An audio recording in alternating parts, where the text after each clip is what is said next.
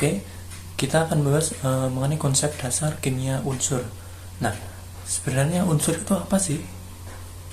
Nah, unsur ini merupakan suatu zat tunggal atau zat murni yang tidak dapat diuraikan lagi, baik secara kimia maupun secara fisika. Unsur kimia ini merupakan komponen zat sebagai penyusun suatu senyawa yang ada di alam ini. Seperti halnya dalam tabel periodik disebutkan bahwa kurang lebih sekitar ada 118 unsur yang sudah ditemukan, yang kemudian dikelompokkan berdasarkan kenaikan atom serta kemiripan sifat-sifatnya. Nah, apabila kita tinjau dari keberadaannya di alam, sebenarnya kimia unsur ini banyak sekali ya keberadaannya, seperti halnya berdasarkan massa keberadaannya di alam, seperti oksigen dengan keberadaannya dengan massa 49,20%, kemudian silikon dengan 26,67%, aluminium 7,50%, kemudian besi 4,71%, dan unsur-unsur lainnya itu di bawah dari 4,71%. Unsur atau senyawa yang ada di alam ini biasanya disebut sebagai mineral, di mana mineral ini nantinya akan diolah untuk diambil unsur murninya, sehingga akan lebih mudah dalam penggunaan maupun pemanfaatannya.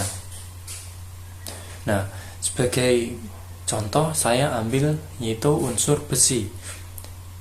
Seperti yang kita tahu bahwa besi ini merupakan unsur logam dan merupakan unsur kimia yang secara umum itu sangat mudah sekali kita jumpai dalam kehidupan kita sehari-hari. Dalam sains besi ini para peneliti sepakat bahwa besi ini dilambangkan dengan lambang unsur Fe. Nah, terkait dengan ditemukannya besi ini juga ditemukan tidak dalam bentuk unsur kimia yang murni, akan tapi ditemukan dalam bentuk unsur-unsur lain atau unsur campuran dari unsur-unsur yang lain. Seperti contohnya ditemukan pada hematit, kemudian magnetit, kemudian pirit, dan unsur-unsur lainnya. Adapun sifat fisika, kemudian sifat kimia dan kegunaannya dari besi ini yaitu meliputi, secara umum besi ini berwujud keras, kemudian juga kuat. Selanjutnya memiliki titik 3134 Kelvin, kemudian titik leburnya yaitu 1811 Kelvin, kemudian memiliki jari-jari atom 140 pm, kalor penguapan 340 kJ per mol. Kemudian untuk elektronegativitasnya ini 1,83, ini berdasarkan skala Pauling. Kemudian sifat kimia besi. Besi ini bersifat elektropositif, yaitu mudah melepaskan elektron karena sifat bilangan oksidasi besi ini bertanda positif. Kemudian secara kimiawi, besi termasuk unsur yang reaktif dan mudah mengalami yang namanya korosi. Selanjutnya, besi ini mudah bereaksi dengan unsur-unsur non-logam seperti halogen, kemudian fosfor, boron, karbon, dan lain-lain. Kemudian selanjutnya unsur besi dapat larut dalam larutan asam-asam encer ya, dan akan menghasilkan gas H2. Selanjutnya kegunaan besi.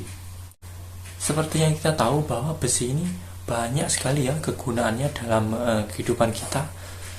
Seperti besi ini juga digunakan sebagai bahan untuk penunjang kehidupan manusia sehari-hari, seperti untuk bahan pembuatan keperluan kebutuhan rumah tangga, kemudian untuk konstruksi bangunan, sebagai rangka kendaraan bermotor, dan lain-lain.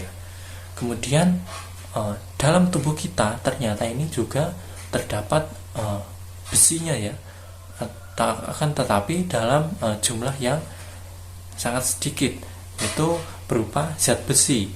Zat besi ini diperoleh dari sayuran hijau, kemudian juga dari beberapa buah-buahan, di mana zat besi ini digunakan sebagai pembentuk sel darah merah yang baru apabila terjadi kerusakan pada sel darah merah. Selanjutnya kita akan membahas mengenai penciptaan besi. Nah, besi ini sebenarnya diciptakan atau hasil dari sintesis ya. Nah, apabila kita kaji dalam ayat Al-Quran, sebenarnya besi ini terkait penciptaannya atau ditemukannya ini sudah dijelaskan dalam ayat Al-Quran, yaitu dalam surat Al-Hadid ayat 25, yang artinya, sesungguhnya kami telah mengutus rasul-rasul kami dengan membawa bukti-bukti yang nyata, dan telah kami turunkan bersama mereka Alkitab dan neraca keadilan, supaya manusia dapat melaksanakan keadilan. Dan kami ciptakan besi yang padanya terdapat kekuatan yang hebat dan berbagai manfaat bagi manusia, supaya mereka mempergunakan besi itu, dan supaya Allah mengetahui siapa yang menolong agamanya dan rasul-rasulnya, padahal Allah tidak dilihatnya. Sesungguhnya Allah maha kuat lagi maha perkasa. Quran Surat Al-Hadid ayat 25. Nah, berdasarkan ayat di atas, apabila dikaitkan dengan kimia unsur seperti yang saya katakan tadi, bahwa di situ disebutkan ada unsur kimia, yaitu unsur besi. Nah, dalam ayat tersebut dikatakan bahwa yang artinya kami ciptakan besi, atau dalam ayat tersebut berbunyi wa anzalnal hadida. Nah, apabila kita kaji dalam sains, memang benar bahwa besi ini tercipta secara alami di alam, bukan merupakan hasil sintesis dari unsur-unsur lain yang kemudian dipadukan sehingga menghasilkan unsur besi. Tidak seperti itu ya. Jadi besi ini memang murni ditemukan di alam, dan merupakan ini murni dari ciptaan Allah. Nah, jadi seperti itu ya terkait penciptaan besi. Jadi pada intinya besi ini diciptakan oleh Allah secara murni ya, diturunkan oleh Allah, bukan merupakan hasil sintesis dari para ilmuwan.